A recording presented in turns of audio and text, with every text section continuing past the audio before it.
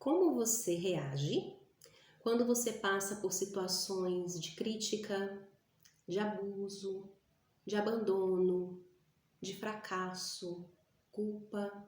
Como é que você reage?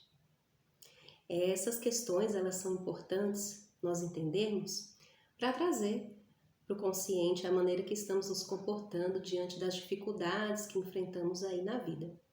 Então, nesse vídeo, eu vou explicar um pouco para vocês a respeito de esquemas emocionais negativos. Esses esquemas, eles foram descobertos através de pesquisas de uma terapia chamada terapia cognitivo-comportamental. Então, a intenção é trazer para o nosso consciente o nosso comportamento. Como é que nós estamos nos comportando?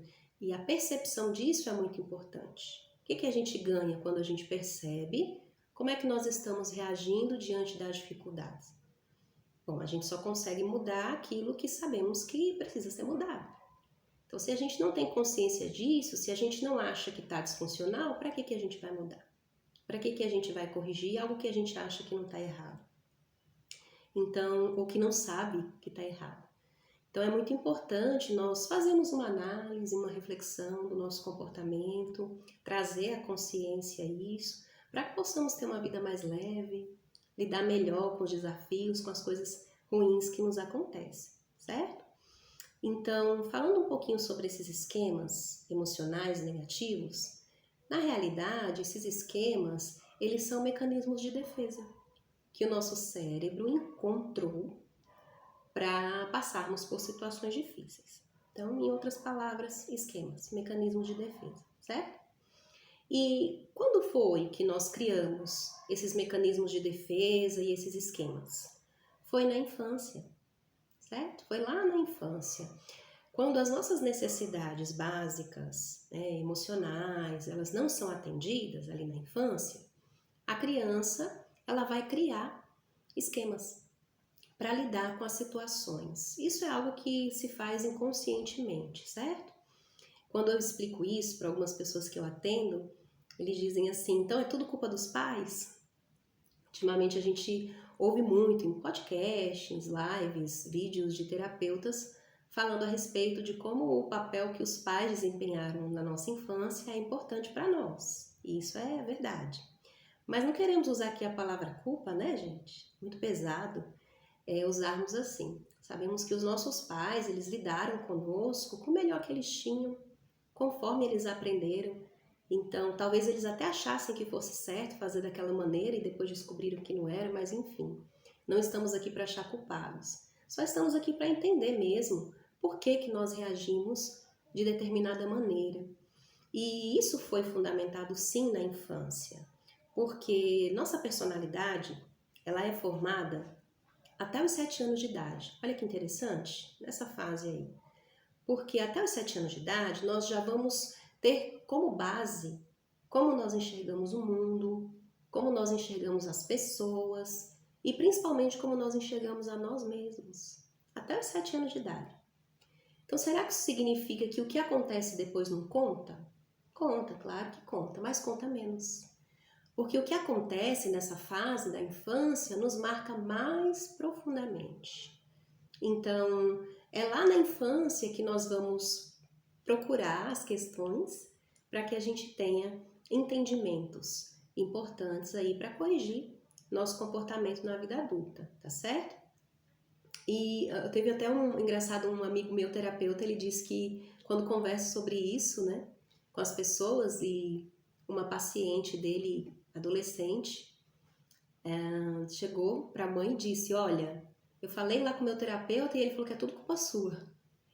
E aí a mãe falou pro meu amigo, disse, poxa, eu tô pagando você para tratar da minha filha e a culpa é toda minha.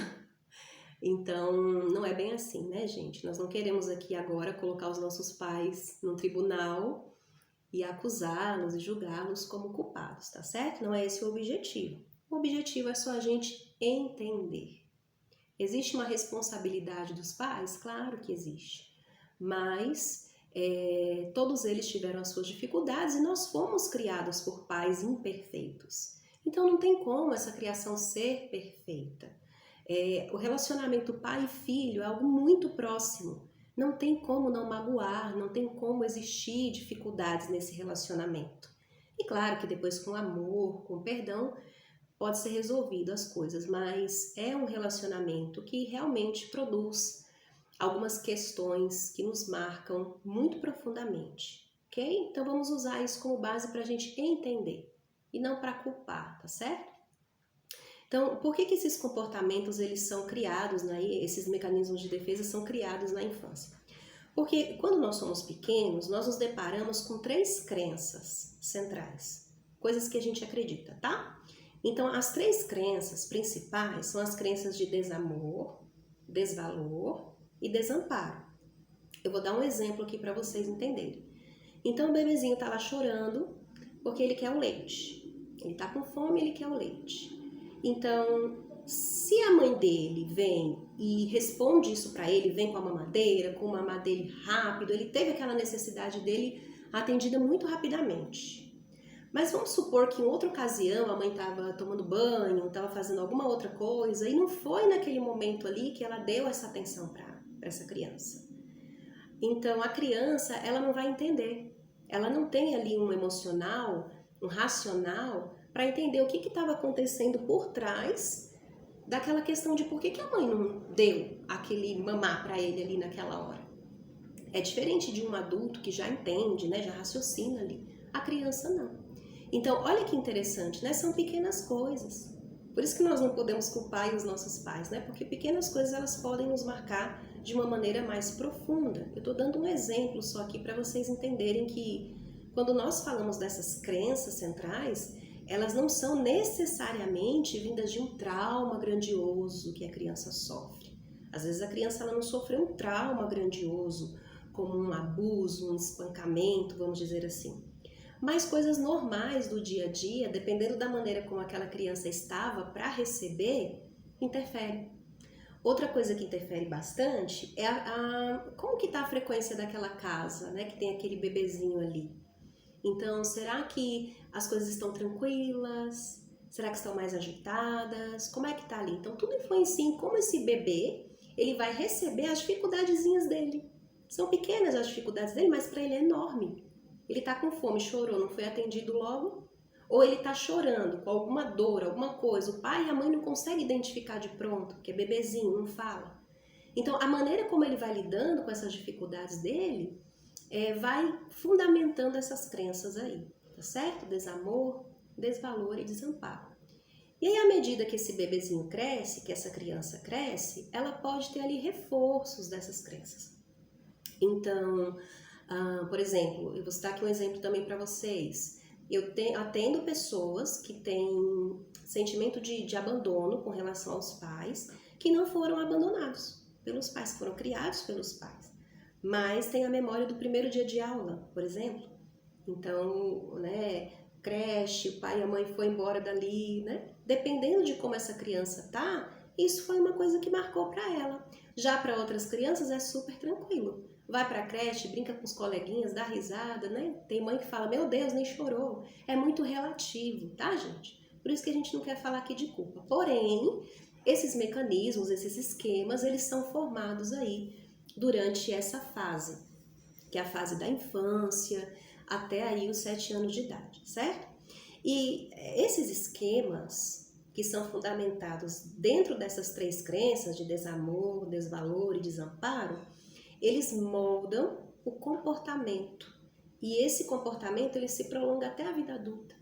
Então, um mecanismo de defesa que nós criamos na infância, ele pode se propagar sim até a vida adulta.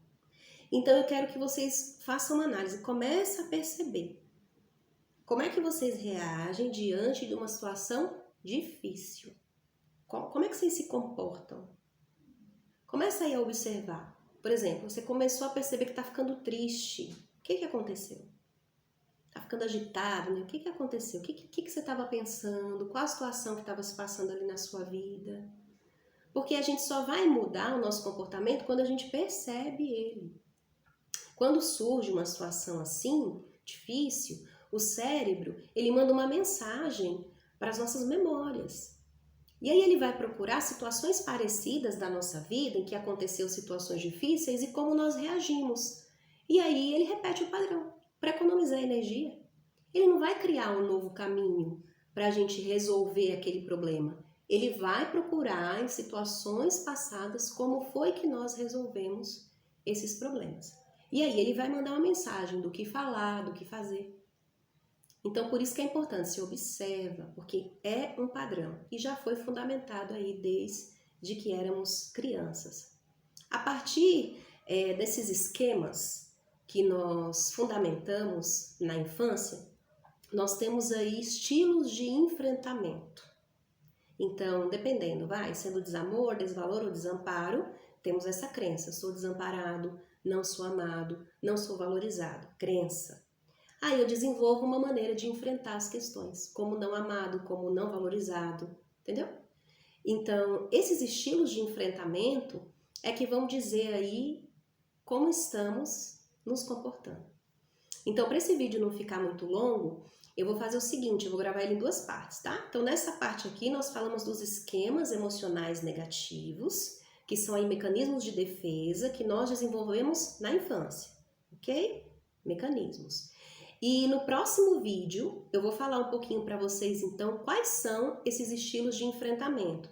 Lembrando, gente, esses estilos de enfrentamento, eles são disfuncionais, porque eles vieram de crenças ruins na nossa vida. Então, a maneira como a gente lida é disfuncional. Só que eu preciso entender aonde está essa disfunção, aonde está o erro, tá certo? Então, aguardem aí o próximo vídeo. Se conseguiram entender, se ficou claro para vocês, se acharam que foi um conteúdo válido, coloca aí um gostei, né? Importante para que o YouTube possa ficar mandando esse vídeo, né? Manda para outras pessoas também que precisam entender melhor algumas questões aí relacionadas com a infância e aguarde no próximo vídeo que vamos continuar falando mais sobre esse assunto.